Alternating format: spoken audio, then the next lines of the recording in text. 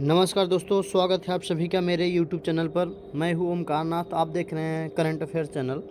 तो आज हम इस वीडियो में 5 और 6 दिसंबर 2023 के सभी इम्पोर्टेंट करंट अफेयर टॉपिक पे डिस्कस करेंगे, जो कि इम्पोर्टेंट होने वाला है परीक्षा की दृष्टि से। देखना ना भूलें। यदि चैनल पे नए हैं तो चैनल को लाइक, शेयर एंड सब्सक्राइब जरूर कर लीजिए, ताकि इस प्रकार के तमाम वीडियो आपको मिलता रहे। तो चलिए क्वेश्चन की ओर बढ़ते हैं। मध्य प्रदेश विधानसभा चुनाव 2023 में विजेता दल भाजपा ने कितनी सीट जीती है? राजस्थान विधानसभा चुनाव 2023 में विजेता दल भाजपा ने कितनी सीट जीती है? छत्तीसगढ़ विधानसभा चुनाव 2023 में विजेता दल भाजपा ने कितनी सीट जीती है? तेलंगाना विधानसभा चुनाव 2023 में विजेता दल कांग्रेस ने कितनी सीट हासिल की है? मिजोरम विधानसभा चुनाव 2023 में किस राजनयिक दल को बहुमत प्राप्त हुआ? किस देश का अनाक क्राकोटोवा ज्वालामुखी नवंबर 2023 में फट गया? तो इस प्रकार के तमाम क्वेश्चन होंगे इस वीडियो में, देखना ना भूलें।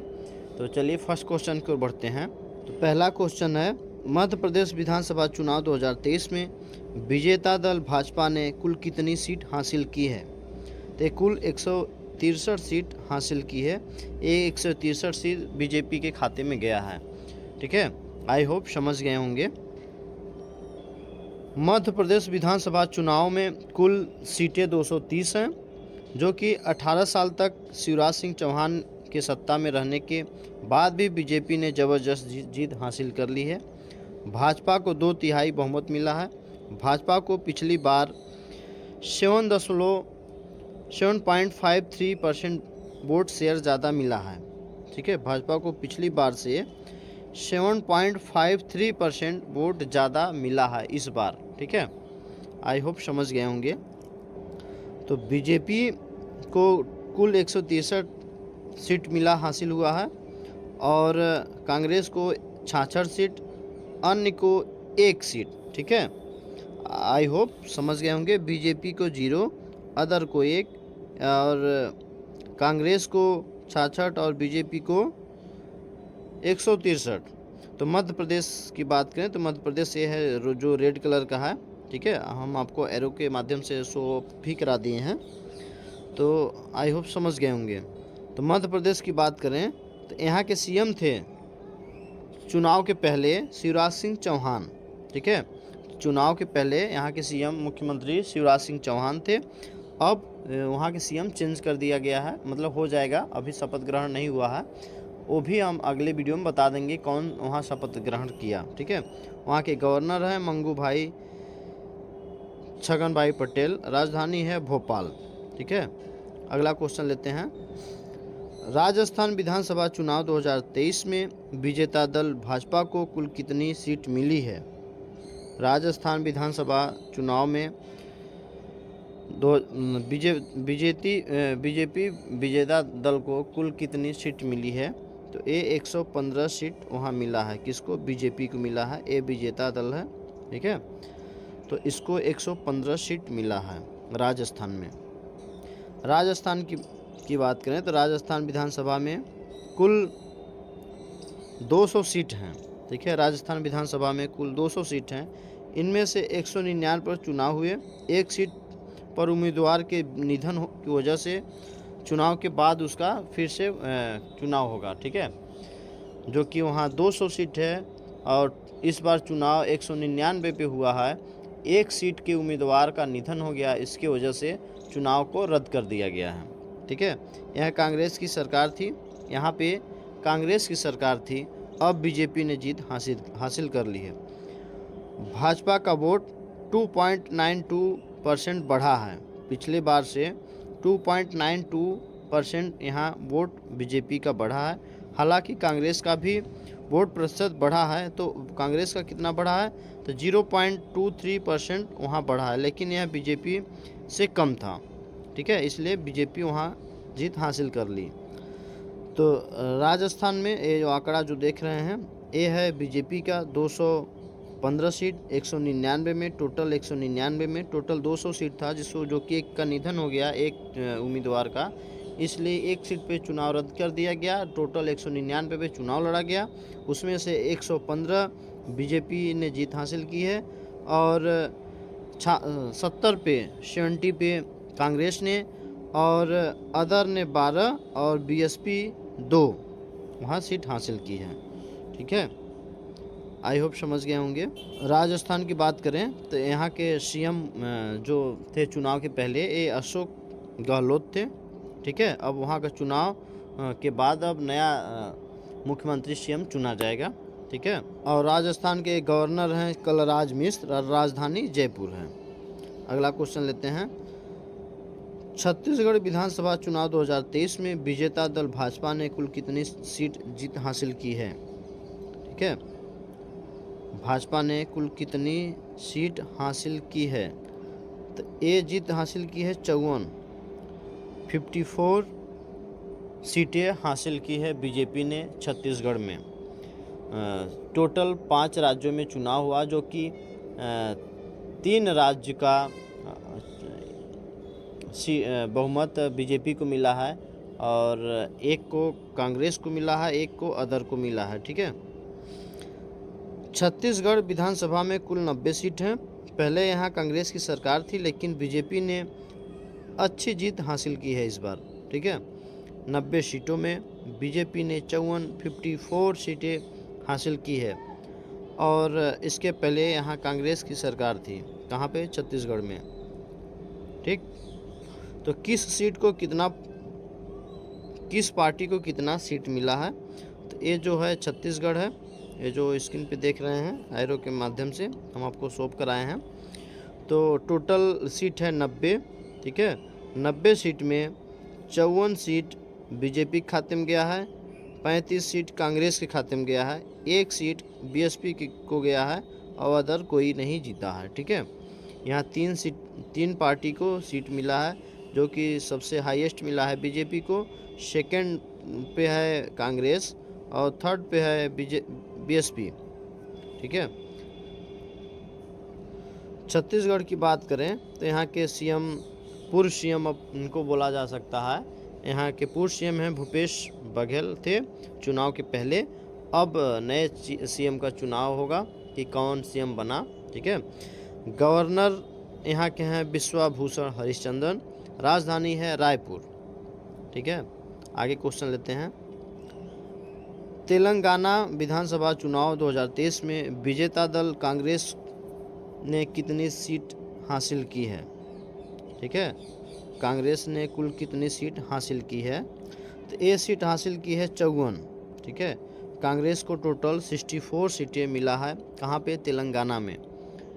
तेलंगाना में 2023 के चुनाव में, विधानसभा चुनाव में कांग्रेस को 54 सीट मिला है, जो कि 54 सीट के साथ यहाँ कांग्रेस ने जीत दर्ज की है। तेलंगाना में कुल 119 सीट हैं। यहाँ भारत राष्ट्र समिति BRS और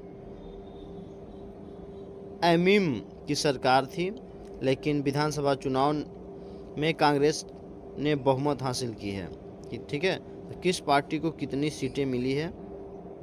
तो ये मिली है कांग्रेस को 64, BRS को मिला है 39 और भाजपा को 8 सीट मिला है और एमएम को 7 सीट, अदर को 1 सीट। तेलंगाना की बात करें तो पूर्व सीएम अब इनको कहा जा सकता है, जो उसके चंद्रशेखर राव हैं, ये चुनाव के पहले थे। ठीक है, अब यहाँ के नए सीएम शपथ ग्रहण करेंगे। ये भी अगले वीडियो में आपको बता देंगे कौन सीएम वहाँ का शपथ ग्रहण किया।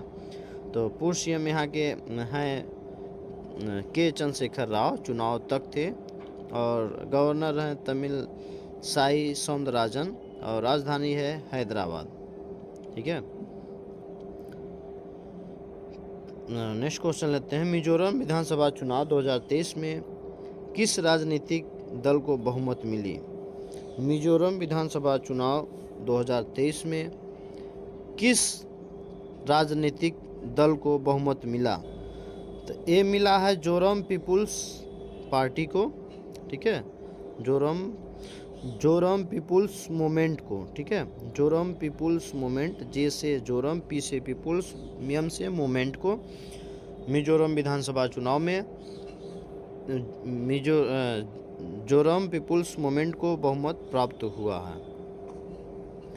मिजोरम में चुनाव से पहले मिजो नेशनल फ्रंट MNF और बीजेपी के गठबंधन वाली सरकार थी।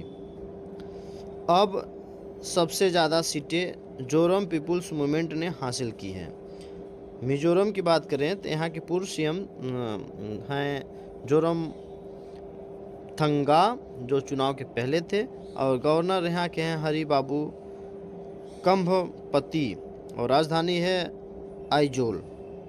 नेक्स्ट क्वेश्चन लेते हैं, किस देश का अचानक क्राकाटोआ ज्वालामुखी नवंबर 2023 में फट गया? तो ये इंडोनेशिया का क्राकाटोआ ज्वालामुखी अचानक फट गया 2023 नवंबर में।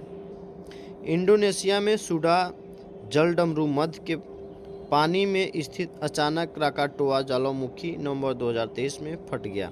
ये जो आप स्क्रीन में फोटोग्राफ देख रहे हैं, ये है जलडमरू में स्थित ये ज्वालामुखी। इसका असर इतना था कि आसमान में लगभग 1 किलोमीटर की ऊंचाई तक बादल छा गए थे। वर्ष 1927 में जन्मे इस ज्वालामुखी का आकार बढ़ते बढ़ते इतना हो गया, इसका आकार समुद्र तल से 157 मीटर ऊपर तक बड़ा और लंबा हो गया है। वर्ष 2022 में इसकी गतिविधि में तेजी से वृद्धि हुई है।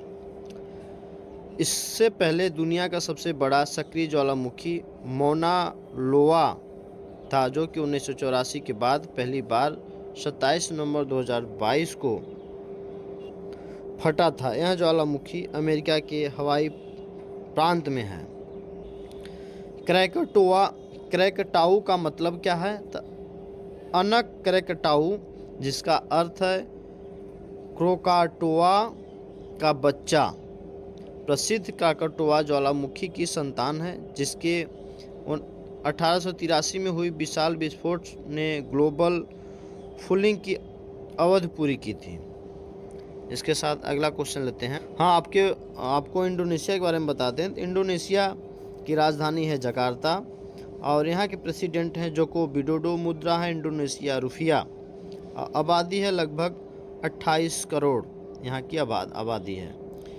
नेक्स्ट क्वेश्चन लेते हैं, इसरो के किस वैज्ञानिक को शीर्ष फ्रांसीसी नागरिक सम्मान लीजन ऑफ द ऑनर से सम्मानित किया गया है? इसरो के किस वैज्ञानिक को शीर्ष फ्रांसीसी नागरिक सम्मान लीजन ऑफ ऑनर से सम्मानित किया गया है? तो यह बी आर ललिताम्बिका को फ्रांस के लीजन ऑफ ऑनर से सम्मानित किया गया है। ठीक है, यह बी आर ललिताम्बिका, इनको फ्रांस के लीजन ऑफ ऑनर से सम्मानित किया गया है। इन्हें 29 नवंबर 2023 को भारत फ्रांस अंतरिक्ष सहयोग बढ़ावा देने के लिए यह सम्मान मिला है। बी आर ललिताम्बिका इसरो की दूसरी साइंटिस्ट हैं जिनको लीजन ऑफ ऑनर से सम्मानित किया गया है। इसरो के पूर्व अध्यक्ष S किरण कुमार इस सम्मान को पाने वाले पहले साइंटिस्ट हैं। सम्मान वर्ष 1919 यह सम्मान 2019 में मिला था इनको। बी आर ललिताम्बिका के बारे में आपको बताएं तो बी आर ललिताम्बिका का जन्म 1962 में तिरुवनंतपुरम केरल में हुआ था। वह भारतीय इंजीनियर और साइंटिस्ट हैं। Indian space research organisation ISRO पर काम कर रही हैं। वह एडवांस लॉन्चर टेक्नोलॉजीज की विशेषज्ञ भी हैं। वह वर्ष 2018 में इसरो में मानव अंतरिक्ष कार्यक्रम निदेशालय की निदेशक भी रही हैं। लीजन ऑफ ऑनर के बारे में बताएं, एक क्या होता है? तो लीजन ऑफ ऑनर लीजियन डी होनूर राष्ट्रीयताओं के बावजूद फ्रांस के लिए उत्कृष्ट सेवा के लिए फ्रांसीसी गणराज्य द्वारा दिया जाने वाला सर्वोच्च नागरिक पुरस्कार होता है। इसे वर्ष 1802 में नेपोलियन बोनापार्ट द्वारा बनाया गया था। इसरो की बात करें तो इसरो के अध्यक्ष है एम शोभनाथ, मुख्यालय है बेंगलुरु, फ्रांस की राजधानी पेरिस है, मुद्रा यहाँ के यूरो है, प्रेसिडेंट इमैनुअल मैक्रोन है। ठीक है, आई होप समझ गए होंगे। नेक्स्ट क्वेश्चन लेते हैं, भारत की 84वीं ग्रैंड मास्टर कौन बनी है? भारत की 84वीं ग्रैंड मास्टर कौन बनी है? तो आर वैशाली ने भारत की 84वीं ग्रैंड मास्टर बनी है। ठीक है, आर वैशाली ने स्पेन में चल रही लोब्रेगेट ओपन टूर्नामेंट में 2500 एलो अंक प्राप्त किए। 1 दिसंबर 2023 को वह भारत की 24वीं ग्रैंड मास्टर बनी। एक शतरंज खिलाड़ी के लिए सबसे बड़ी उपलब्धि यह होता है। यह 22 वर्ष की हैं।